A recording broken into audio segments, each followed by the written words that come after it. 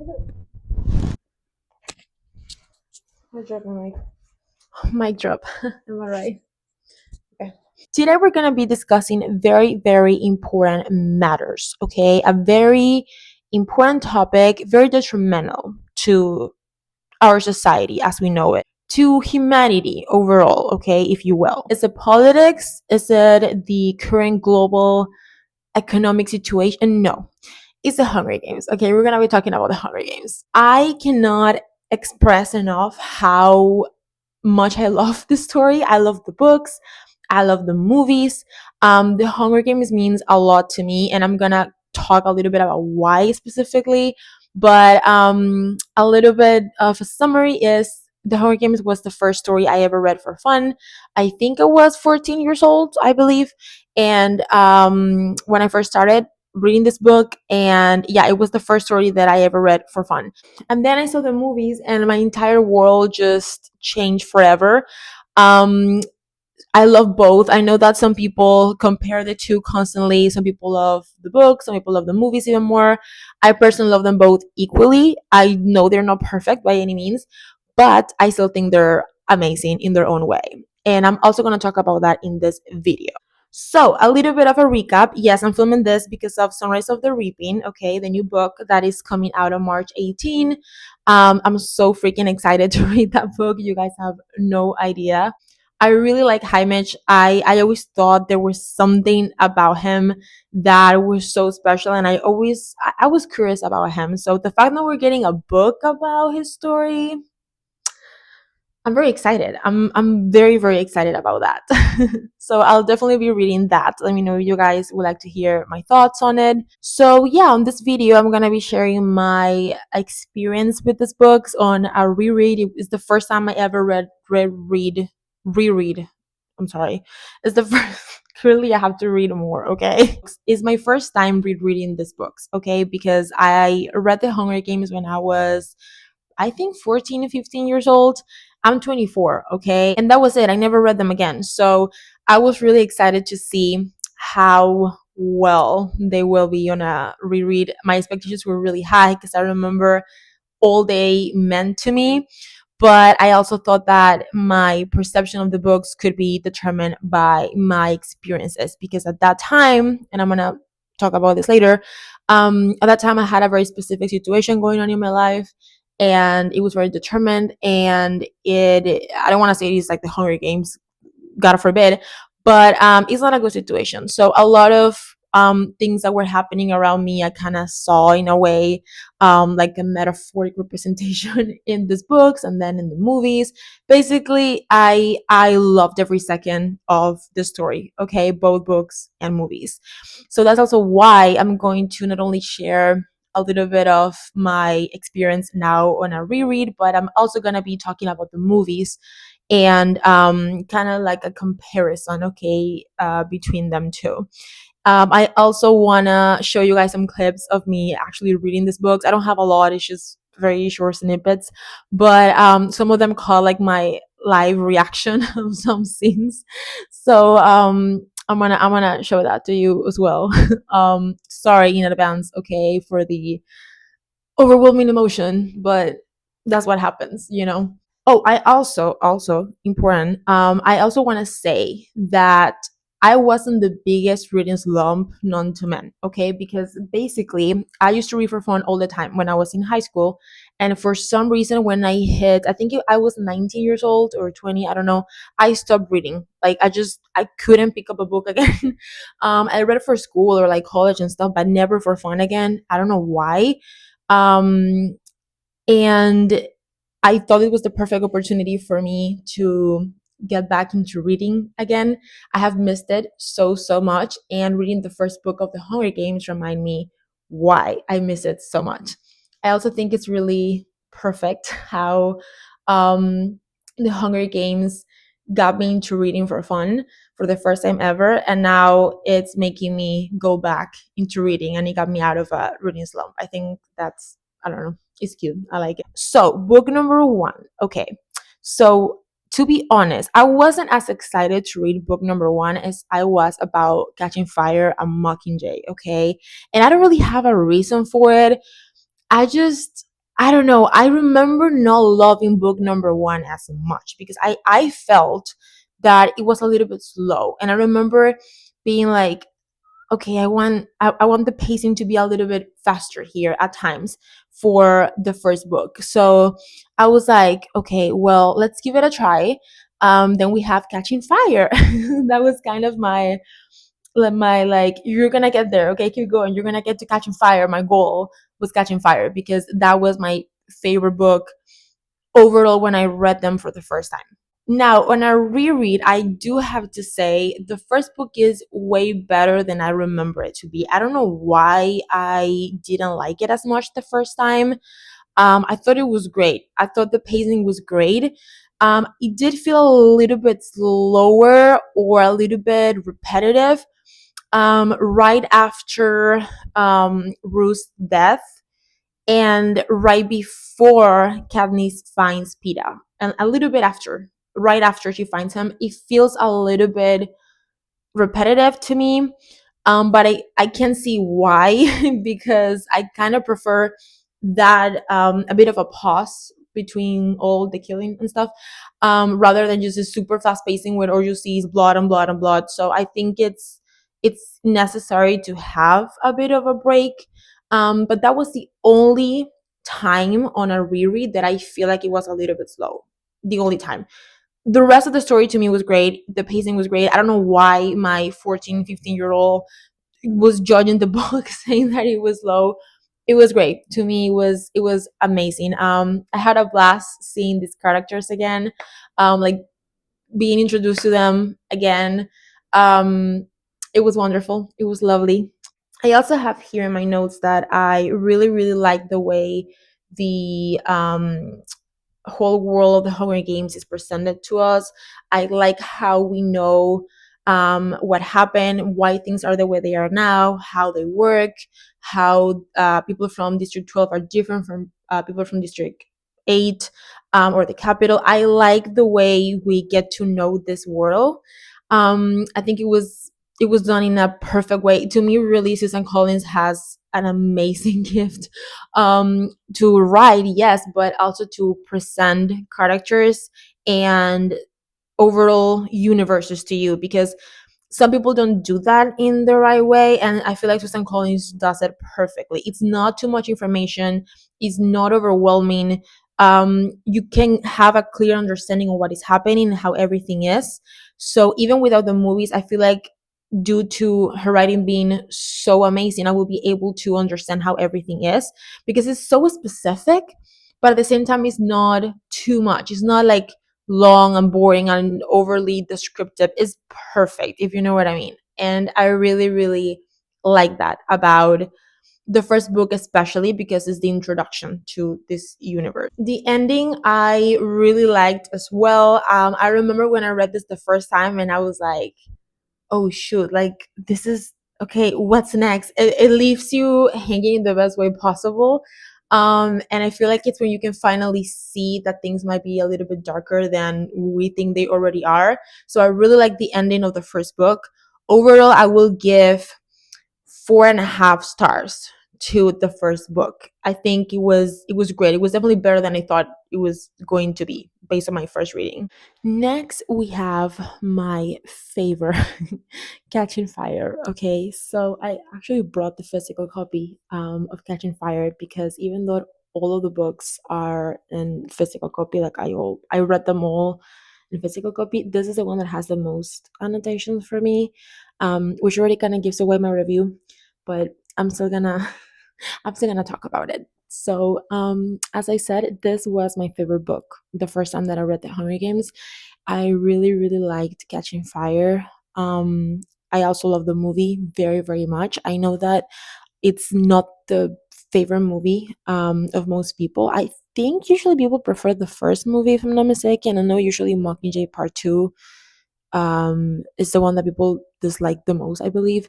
But for Catching Fire, I really, really enjoy the movie. It's my favorite movie. I know it's not perfect and it's not a perfect, super accurate representation of the book, but it's still really, really good. And to me, is truly the most efficient way, I feel like, to make a movie about the book because the pacing is different. I'm gonna talk about that later. But I do think if they had included everything the book has, or especially towards the beginning of the story, if they had included all of that in the movie, I don't think people would have liked it as much. I feel like it would have been a little bit too slow. So I get it, but I would have liked to see everything that is in the book reflected on the movie. Maybe just because I really love Catching Fire overall. But yeah, it's still a pretty good movie. I do have to say that to my own surprise, I forgot most of this book. I don't know why, but I don't remember most of it. Okay. I was surprised by, especially the first part, I would say first half of the book, because I didn't remember that most of it is just focused on how life is on 12 after the Hunger Games and how Katniss feels and these thoughts that she's having and, should I run away? Should I stay?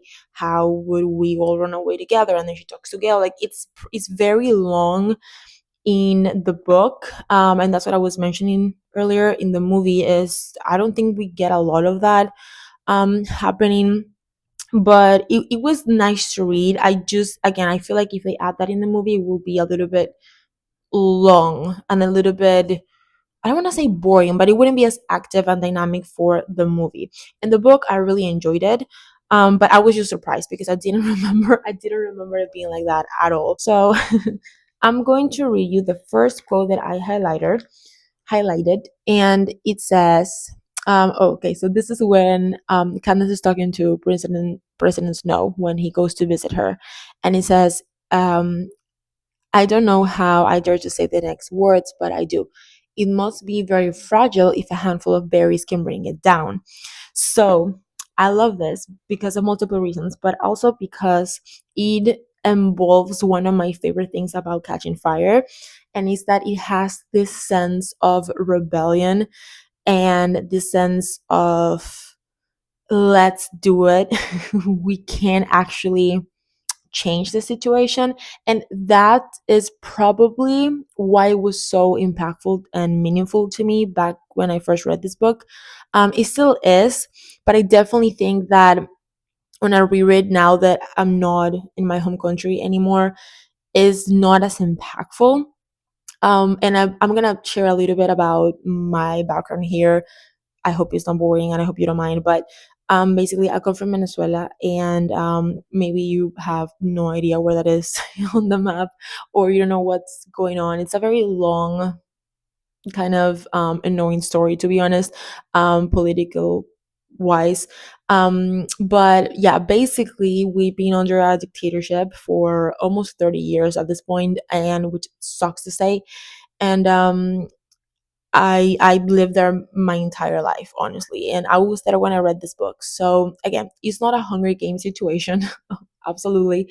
It's not like that at all. But there are some similarities when it comes to the strategic aspect of politics that the Hunger Games has, and that I was kind of seeing happen in my country with all the situation and the people and how they felt, how I was feeling personally. And I just know that my 14, 15 years old heart desperately wanted a Katniss Everdeen to set her free. But I just love that about the Hunger Games. I love the fact that it's not only a dystopic universe, like, I don't know, I'm gonna say Divergent could be, and it's not only a romantic story, because some people say that it is, and it's like, oh well, it's another like romantic book with this girl and two dudes, and it has a little bit of that, but to me that's like 10%, not even, like 9% of the Hunger Games, because it's way more than that. Okay, the Hunger Games is not focused on romance, and Katniss Everdeen herself is not focused on romance at all. She mentions that multiple times, and she's like, why is this boy looking at me like that? Why is he saying these things? I have no idea how to respond, because that's not where her mind and her heart is, and I really like that about her. Um, so yeah, to me, this is not a romance thing at all. I think is yeah, dystopian universe, but it's also a little demonstration of how politics work, how um, an entire society can be manipulated by a leader, by a ruler, if he knows how to push the right buttons and when. The whole conversation that Snow has with Plutarch, for example, I love that conversation so much. Plutarch is the new game make head maker, no, game maker. I'm pretty sure it is, of the games.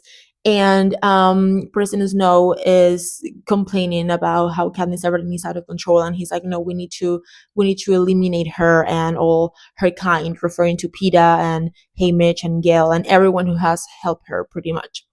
And then Plutarch says something that I will never ever forget, and I feel like everyone should listen to this. Should, if you don't want to watch the Hunger Games, don't. But please do yourself a favor, watch this scene, okay?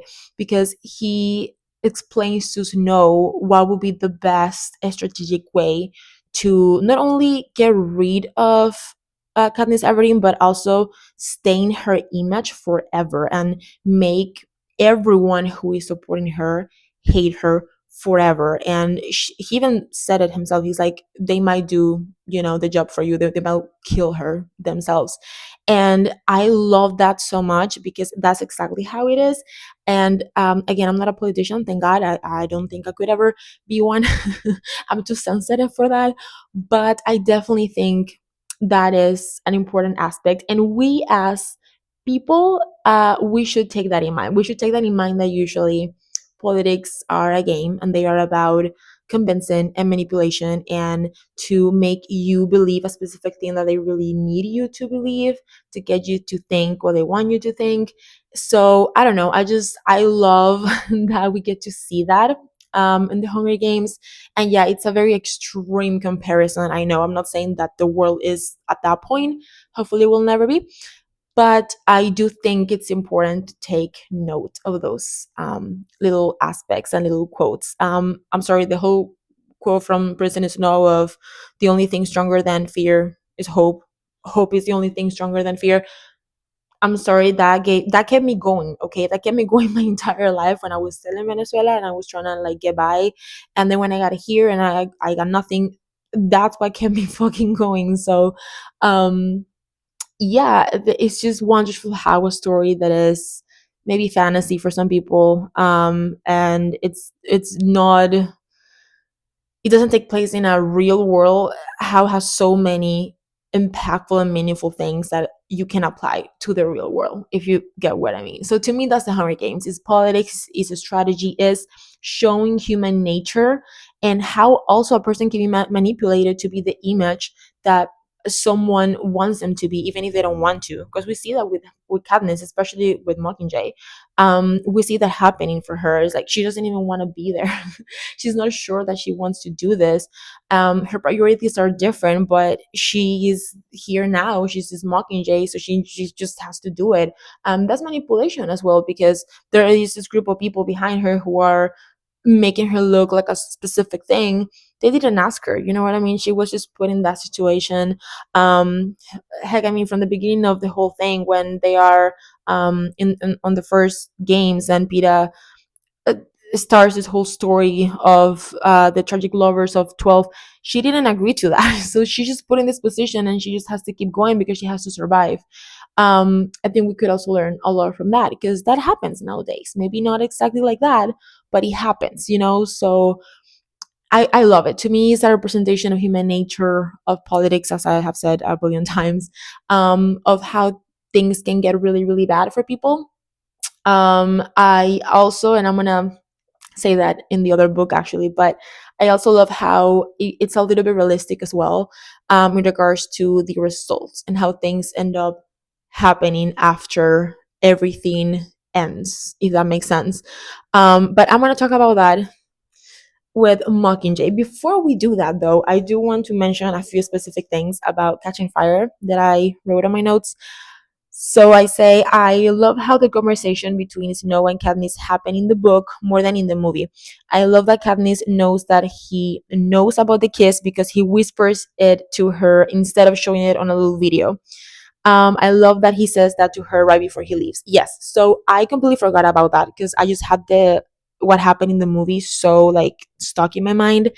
I'm sorry, the book version is way better. The conversation between President Snow and Katniss is way more creepy in the book than it is in the movie, because of how everything happens. Like the way, the fact that it's not a little video that shows the kiss.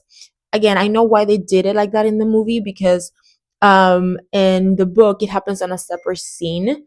And again, they dedicate a lot of time to that in the book. In the movie, it's also on a separate scene, but we don't have a lot of that like previous days before President Snow arrived, if that makes sense. So I love the fact that he whispers it to her, and I don't know, I felt the spookiness on the book more than on the movie.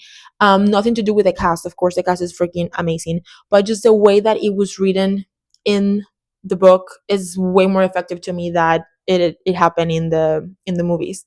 They don't include that the new Avox is Darius, and yes, that's something that I'm kind of pissed about. Because why we don't talk about Avox in the movie ever? We don't talk about them ever in none of the four movies, because I get that maybe the first one, okay, maybe not, but then second movie, you could have, mentioned it, and then you have two more movies for Mockingjay because you split it the book. Why can't you talk about the iBooks just a little bit?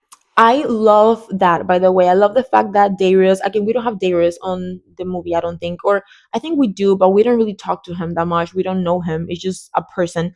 But I love the fact that in the books, we don't only know who he is, and he has this sort of, not the relationship with Katniss, but of sorts. But we also see the result of what happened to him, and we see him as an Avox. Like, that is fucking dark. And I wish we got to see that in the movies. I wish that was included. I wish they would have spent more time remembering Cena after his death. Okay, with this, I do have to say, I remember thinking this when I read the book the first time. I was like, they didn't give a fuck about Cena dying, and I'm so pissed because Cena is one of my favorite characters. I love him so, so much. And when he died on a reread, it was still so sad to me. I knew it was coming. The minute I was introduced to him on the first book, I was like, you're gonna die in the next book, because I already knew, but it was still so sad to me. Point being, I remember thinking the first time I read Catching Fire that no one cared about his death. However, now when I reread, I'm gonna take that back, because I do think on the book it was done correctly. I feel like they, Katniss remember what happened, and she, once she's in the arena, she talks about it to herself and stuff. She doesn't mention it to anyone else, but she's thinking about Cena. In the movie, however, no one gave a fuck. Like in the movie, I do think they could have done a better job at, I don't know. I get that they don't have the inner monologue that we get in the books with Katniss, but I wish, I don't know, somehow that Cena could have been remembered, would have, sorry, been remembered in the movie as I feel like he did in the books, because he was amazing. I love him so much. That was so hard for me to watch. Even a second time, I was like, I hate it here. I hate it, but I love it at the same time, because I love the story. But Cena just, why, why? Oh, and also I forgot to say, all the dialogue that they have at the end, right before he dies, I feel like it's more meaningful in the book than in the movie. I don't know if it's just me, but when I was reading it on the second time, I was like, this, I didn't feel this connection on the first time, when I was watching the movie. I did feel it on the book, if that makes sense. Maybe it's just me.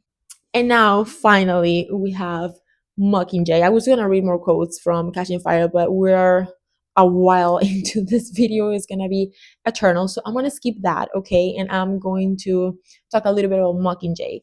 So I'll be brief with Mockingjay. Oh, sorry, I forgot to give stars. I forgot to rate. Sorry, Catching Fire. So for Catching Fire, I'm going to give him 5 stars. I have to. I'm sorry. It's a perfect book. Okay, it's a perfect book. I love Catching Fire so much. I love every minute of it. It never felt slow or like it needed to speed up. It was perfect. Just, it's one of the most beautiful books I have ever read in my entire life. Sorry. And now, as I was saying, Mockingjay. So With Mockingjay, again, I didn't remember much of it. Okay, so going back to the introduction of everything, the District 13, and that was very interesting to me.